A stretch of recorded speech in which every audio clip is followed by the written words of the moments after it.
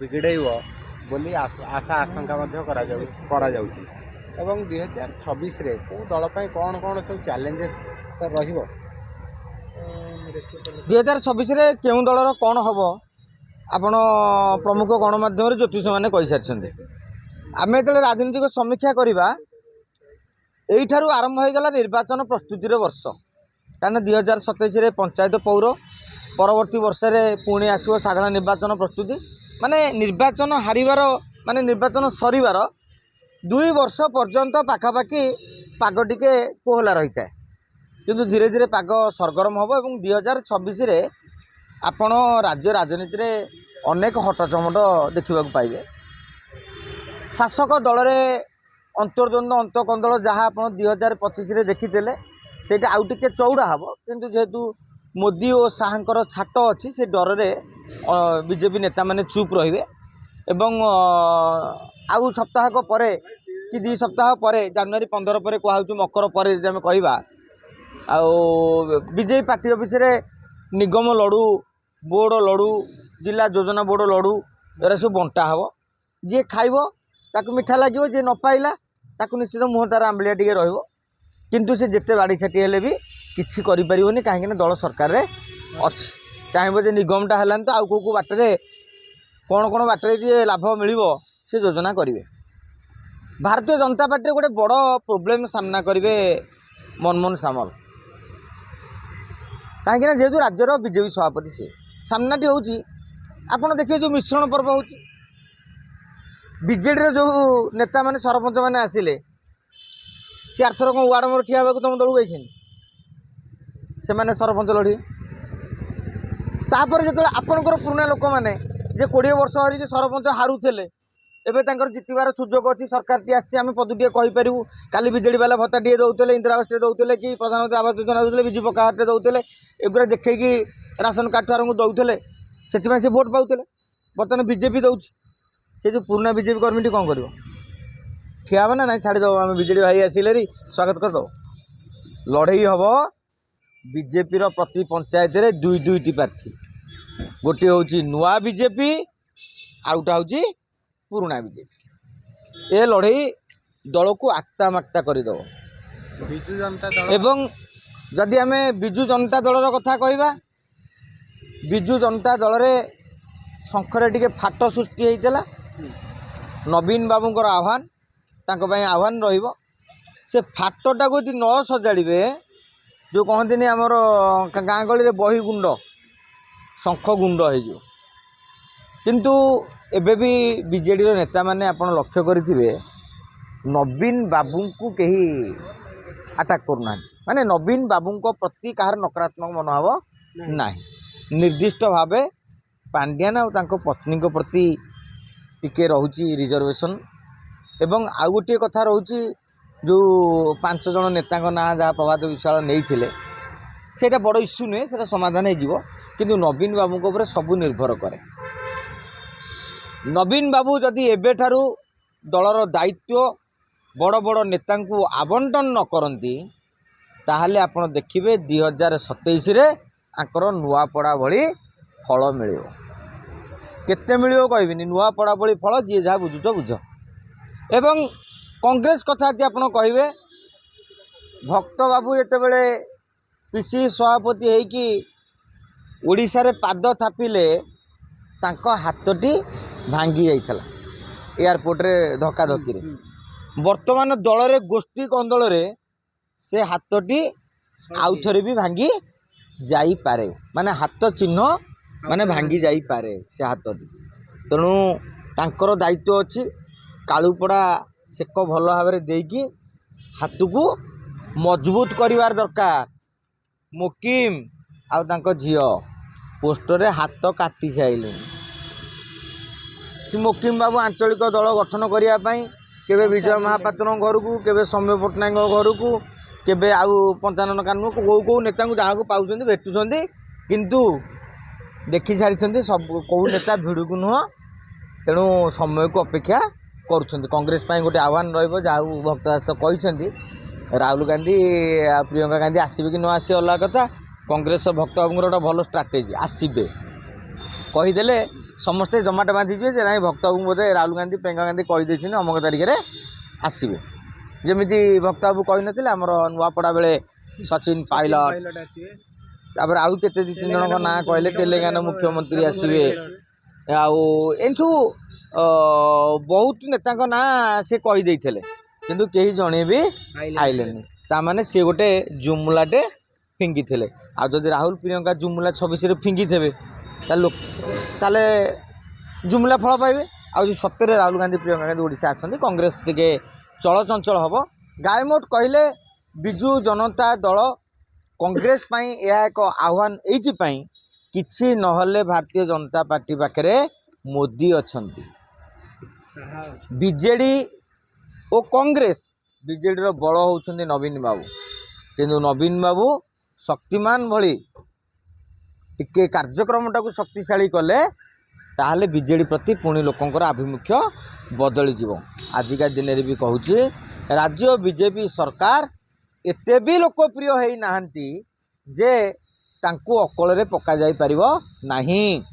ବରଂ ଆପଣ ଦେଖିବେ ଛୋଟ ମୋଟ ଘଟଣାକୁ ହ୍ୟାଣ୍ଡେଲ୍ ଠିକ୍ରେ କରିପାରୁନଥିବାରୁ ଗୋଟେ ପଲ୍ୟୁସନ୍ ଇସ୍ୟୁ ହେଉ, ଧାନ ମଣ୍ଡି ସମସ୍ୟା ହେଉ, ଏମିତି ଛୋଟ ପାୱାର ଯେଉଁ ଆପଣ ଦେଖିବେ ମିଟର, ସ୍ମାର୍ଟ ମିଟର କଥା ହେଉ, ଅନେକ କଥାରେ ସରକାର ଟିକେ ହଡ଼ବଡ଼େଇ ଯାଇଛନ୍ତି।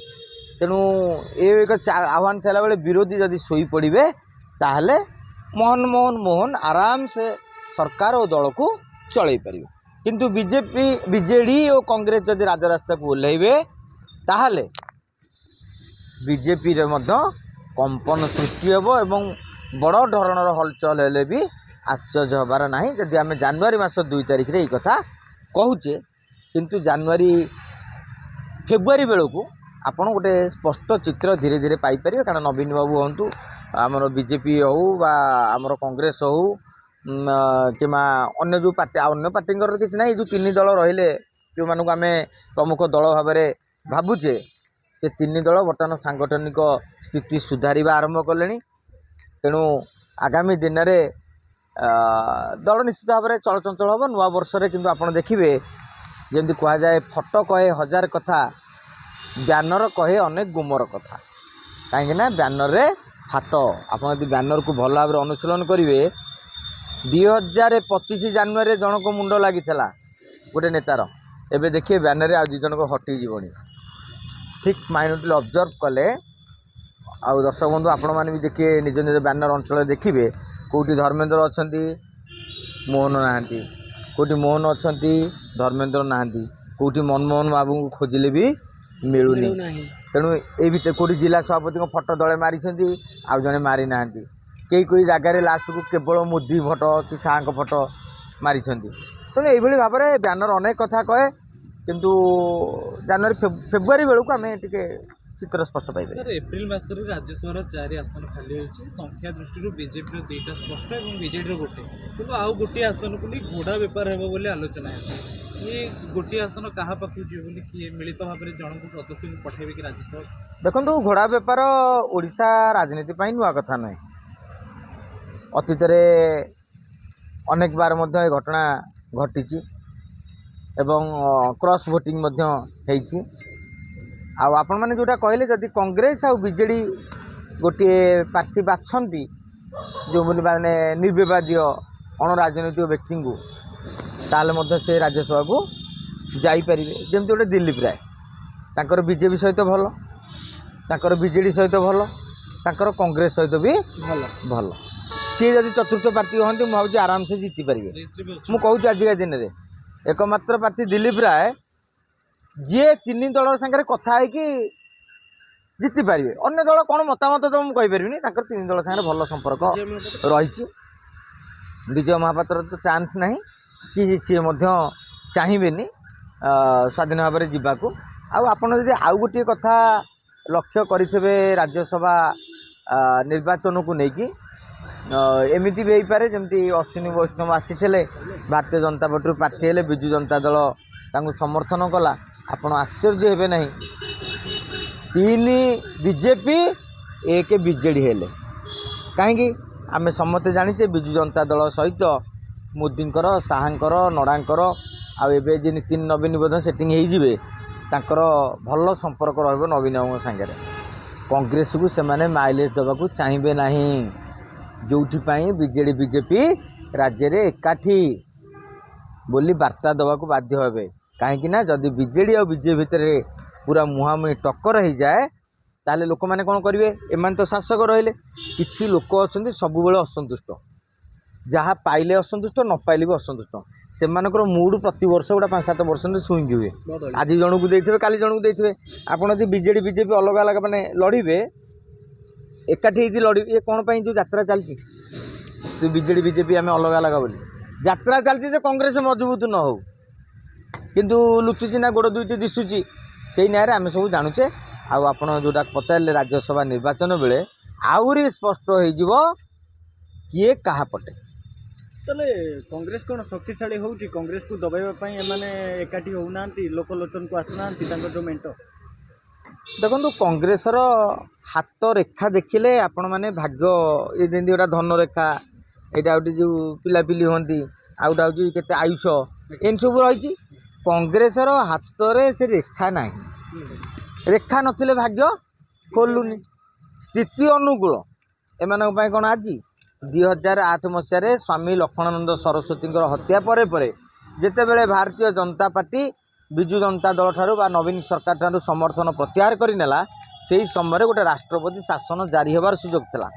ଯେତେବେଳେ ରାଷ୍ଟ୍ରପତି ଶାସନ ଜାରି ହୁଏ, କ୍ଷମତାଟା ଶାସକ ଦଳ ପାଖକୁ ପରୋକ୍ଷରେ ପଳେଇ ଆସେ। ମାନେ ଯଦିଓ ରାଜ୍ୟପାଳ ଶାସନ ଚଳାନ୍ତି, ସେ ଚଳିଥାନ୍ତେ ତତ୍କାଳୀନ କଂଗ୍ରେସ ନେତାମାନଙ୍କୁ ନେଇକି। ତେମେ ସେଇଥିରେ ପାୱାର ବିସ୍ତାର କରିକି ଧୀରେ ଧୀରେ କାହାକୁ କୋଚିଂ କରିଥାନ୍ତ, କେଉଁଠି ପଞ୍ଚାୟତରେ କ'ଣ କରିପାରିଥାନ୍ତ। କିନ୍ତୁ ସେ ସୁଯୋଗଟି ସୋନିଆ ଗାନ୍ଧୀ ହାତଛଡ଼ା କରିଦେଲେ। କାହିଁକିନା ନବୀନ ବାବୁ ଆଉ ସୋନିଆ ଗାନ୍ଧୀ ଦିଲ୍ଲୀରେ ଅତୀତରେ ତାଙ୍କର ନିଘନ ସମ୍ପର୍କ ରହିଥିଲା।